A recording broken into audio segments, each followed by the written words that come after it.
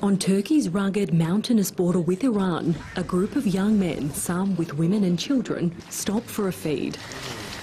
The meal is supplied by local volunteers.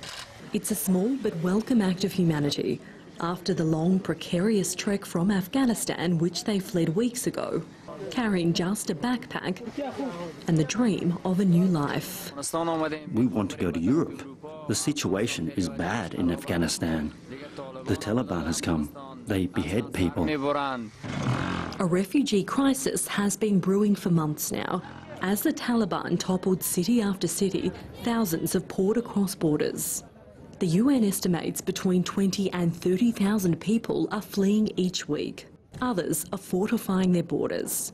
Turkey already hosts to 4 million refugees, boosting security at its crossing with Iran. The country, the gateway to Europe, where leaders now fear an exodus similar to the one in 2015 when almost 1 million, mostly Syrian migrants entered the continent. We should not wait until people stand at our external border. We need to help them before that.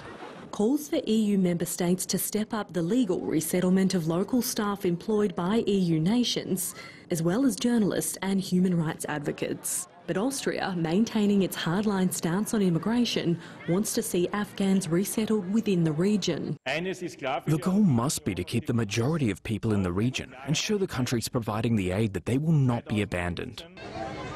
There's been a surge of Afghans at the Pakistan border in recent months. I have just arrived here and have come for my education. There are already 1.4 million Afghan refugees in Pakistan, and the government says it's reached its limit. Those fleeing now also contending with the Taliban, which is manning checkpoints at Torkham, the busiest crossing with Pakistan. They're not letting anyone out, traders the only exception. Fears for those left behind growing by the day. 500,000 Afghans are now displaced inside the country. The UN calling for unhindered access to deal with what it says is a looming humanitarian catastrophe. Abby O'Brien, SBS World News.